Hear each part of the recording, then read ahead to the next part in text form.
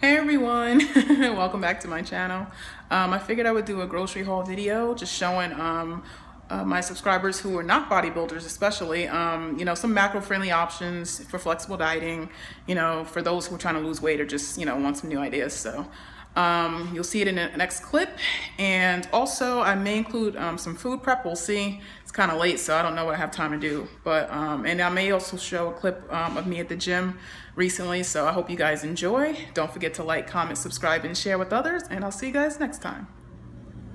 Okay, so as you can see here, I have a nice assortment of some options to go with whatever I already have in my cabinets in my fridge. So let's start with, we have some HEB ranch dip, which here are the macros. I wasn't really sure if I wanted to get this because I'm lactose intolerant to some milk products. So, but I figured, you see the macros on this: 2 tablespoons is 30 grams, 5 fat, 2 carb, 1 protein. Knowing me, I'll probably cut this in half. So I figured using a little bit of this ranch dip to go with this cucumber I got over here for my snacks won't be so bad. And I tend to be fine with most milk products. It's just certain things. So, but that's one of the things I got. I also have this Nature's Own 2 times the fiber double wheat bread. I'm sorry, double fiber bread.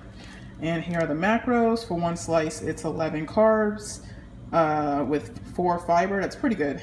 3 protein and 0.5 fat. So, and I also have my spaghetti squash, which I haven't made in a while. So I'll definitely be doing spaghetti squash a lot this week. It's really good macros. You could have this whole squash for like, I think maybe some small amount of carbs. I'll let you guys know after I look it up again. We have some Light and Fit next Greek yogurt, strawberry cheesecake flavor. If you never tried this, it has good macros. This is one of the things that does not seem to bother me. So we have 0 fat, 9 carbs, and 12 protein. So the carb to protein ratio is not so bad. So I got that for my afternoon snack. One of my afternoon snacks, probably to go with the cucumber and dip. We got some more high fiber oatmeal, maple brown and sugar flavor. Here is 2 fat, 34 carbs with 10 fiber. So that's really high fiber to go with my double fiber wheat bread there. So I'm not really, and every time I have this oatmeal, it really helps me out in the fiber department. So, I never have any problems with my system, if you know what I mean, my internal system. And it also has 4 protein. So I really, I'm not really an oats person. So I still have, with people, the instant oatmeal. But I try to make sure at least it has really high fiber, and I don't have that much of it. Anyway, next is 93.7 lean ground turkey that I always get. I use this for everything. It'll be for my spaghetti squash. It'll be for my turkey and rice combos that I like, just different things. Here is the macros, if you don't already know. It's 8 fat, 0 carb, 21 grams of protein, and it also has very little sodium, which I like, and that's for 4 ounces, which I tend to do 6-7 ounces a day, maybe less. It depends on what else I'm eating. So, that's not a whole lot. And the 8 fat, it helps me get in the fat that I need, but not too much, which is why I go 93.7 as opposed to 85, I think 15.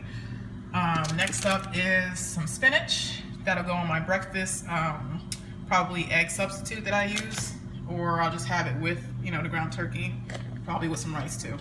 I also got some gum. This is my favorite sugar-free gum, Sweet Mint by Orbit. It's very good. If you care about macros for gum, which most people shouldn't unless you have too much of it, there's macros. It's basically for one piece, it's 1 carb. So just keep that in mind for gum. Gum does have carbs, guys, and sugar, even when it says sugar-free. Got Pam spray. I also have HEB garlic and herb pasta sauce. Here are the macros. If you can see here, 1 fat, 6 carbs with 2 fiber, so that's some more fiber, and 1 protein for half a cup. I don't think I even use half a cup. I think I use half of a half a cup. So, I keep the macros pretty low as it is when I buy these sauces, and then I don't use that much of it anyway. So this is good on the spaghetti squash that I'm gonna have, or you can just use it when you make homemade pizzas. That's what I used to do too. And as you can see here, here's the ingredients. There was a lot of these that have milk in them as the ingredient, but that's one thing I wanted to avoid, so I didn't get that. Also got some salsa.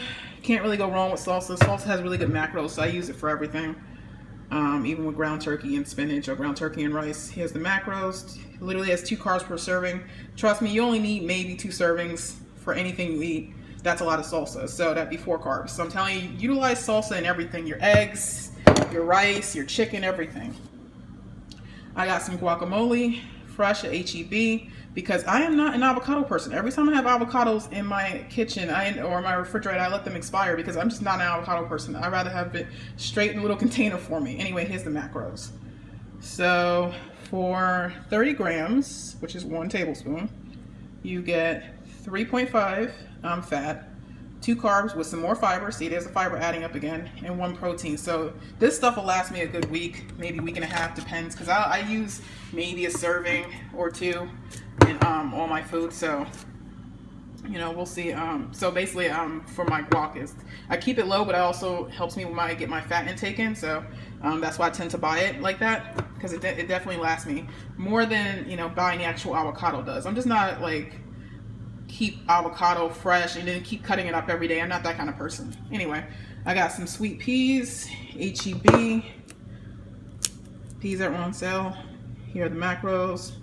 For half a container, which is 125 grams, you get 12 carb with 3 fiber, more fiber, 4 protein, and 0.5 fat. And I usually don't even have half a cup, so I'll probably have half of this in whatever serving of anything that I, you know, eat with it. Could be rice, could be ground turkey, whatever. I may try it in my breakfast combo that I've seen people do recently.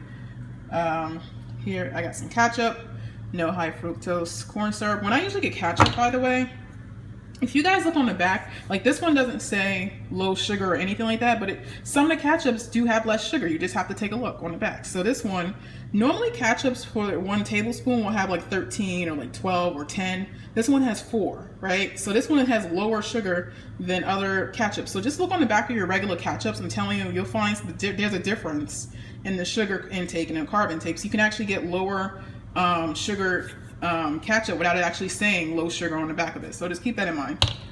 I use that for like eggs, things like that. Mostly my eggs. I'm weird that way. And I have some egg substitute, which I use in place of real eggs. I'm just not a real egg kind of person these days. Here's the macros. And I'll do like a high amount of protein on this. So I'll probably do like 400 grams. That's just me. I count it out for breakfast each day, which means this only lasts me like 3 days. Because I like to have a high protein breakfast, and then I'll have probably smaller meals the rest of the day, and then I'll have a bigger dinner with protein. And that's usually how I add in my protein. And then I also throw in a shake as well. But anyway, so as you can see here, I also have some water in the back there. Try not to make this video too long, but this is what I got from the grocery store. Hope you guys enjoyed this video, and I hope these options really help you guys with your own dieting plans. Okay, we have the completed spaghetti squash. As you can see, it's a lot there, so this will last me probably either a whole week or just a few days. I don't know, it depends on how much I have.